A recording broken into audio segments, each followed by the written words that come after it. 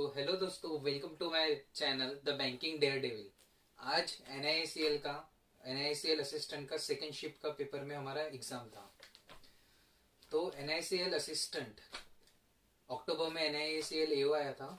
इस बार NICL assistant आया है जिसका एग्जाम हमारा सेकंड शिफ्ट में था और हम आज उसका सेल गिवन एनालिसिस करेंगे। तो सबसे पहले आज जो सेक्शन ओपन हुआ था वो इंग्लिश का था, then reasoning and then can't.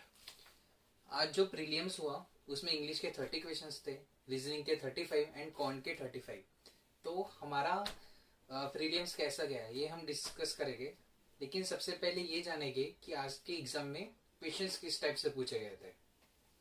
तो सबसे पहले अगर इंग्लिश सेक्शन की बात की जाए तो रीडिंग कॉम्प्रिहेंशन 8 क्वेश्चंस थे, एरर डिटेक्शन के 5 क्वेश्चंस थे, स्पेलिंग मिस्टेक्स के 5 क्वेश्चंस, पैराजंबल 5, फिलर्स 5 और वोकैब से 2 क्वेश्चंस थे।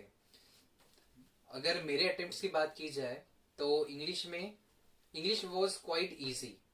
अगर पीओ की लेवल एग्जाम्स की बात की तो English was quite easy and मेरे उसमें 30 में से 30 अटेम्प्ट हुए हैं।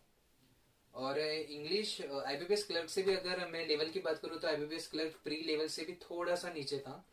तो इंग्लिश में मेरे 14 मिनट्स में ही 30 क्वेश्चन सारे कंप्लीट हो चुके थे, इंक्लूडिंग आरसी। सो अगर मैं गुड अटेम्प्ट्स की बात करूँ इंग्लिश में तो 26 प्लस जिन्होंने भी अटेम्प्ट किया वो एक सेफ साइड में खुद को समझ सकते हैं। और सेकंड सेक्शन जो खोला था वो था रीजनिंग का।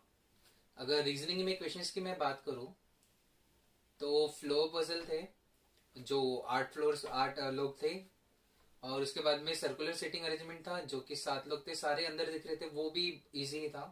उसके बाद में कंपैरिजन बेस्ड पजल था, अनसर्टन थे, जिसमें तीन ही क्वेश्चंस थे जो कि क्वाइट इजी था। न्यूमेरिक सीरीज थे 3 डिजिट वाले जिसके ऊपर 5 क्वेश्चंस पूछे गए थे। डायरेक्शन बेस्ड कोडिंग डिकोडिंग आया था, सिलोगिज्म, ब्लड रिलेशन, तो और एक पेयरिंग का था जो हम कोडिंग डिकोडिंग में भी उसका हिस्सा मानते हैं, नंबरिंग वाला जो अल्फाबेट्स वाला होता है। रीजनिंग भी क्वाइट इजी, कंपेयर करें अगर आईबीपीएस क्लर्क प्री लेवल से उससे भी शायद थोड़ा सा कम कह सकते हैं। रीजनिंग में अगर मैं मेरे अटेम्प्ट्स की बात करूं तो मैं एक पजल में सबसे पहले तो फंस गया था, बट मैंने उसे जल्दी बना लिया था और रीजनिंग मेरा 17 मिनट में ही कंप्लीट हो चुका था। तो रीजनिंग में मेरे अटेम्प्ट्स टोटल जो अटेम्प्ट हुए हैं वो 35 ऑल हो चुके थे 17 मिनट में। और जो लास्ट सेक्शन था कॉन्ट, जो पर्सनली अगर मैं मेरा एक्सपीरियंस बताऊं तो मुझे थोड़ा सा लेवल अच्छा लगा। एकदम हार्ड भी नहीं था, easy to moderate we can say. और क्वांट में मेरे अटेम्प्ट ओनली 32 ही हो पाया है, जिसमें से 3 अरिथमेटिक थे जो कि नहीं बन पाया।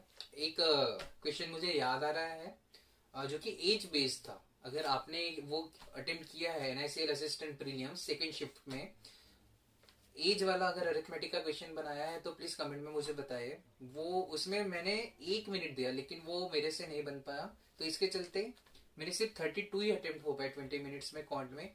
ओवरऑल अटेम्प्ट्स की बात की जाए तो I have attempted 97 out of 100, जो कि काफी अच्छा है। अगर आपका स्कोर अगर आपके सेफ अटेम्प्ट्स की बात की जाए तो अगर आप 85 प्लस अटेम्प्ट करके जा रहे हैं और एक्यूरेसी आप अच्छी मेंटेन कर रहे हैं तो आप अभी से ही मेंस के लिए प्रिपेयर करना स्टार्ट कर दीजिए, क्योंकि मेंस इसकी डेट ऑलरेडी अनाउंस कर दी जा चुकी है जो कि होगा 13 अप्रैल को। तो बहुत ही कम समय हमें मिलेगा, यहाँ से हार्डली 40 डेज मिलेगी, जो कि मेंस के लिए इनफ है अगर हम दिन रात प्रैक्टिस करें तो those guys who have attempted more than 86 with good accuracy they can prepare for mains. तो आज के लिए बस इतना ही। वीडियो अच्छा लगे तो प्लीज सब्सक्राइब कर देना और मैं ऐसे वीडियोस और आगे भी लाते जाऊंगा। Thank you.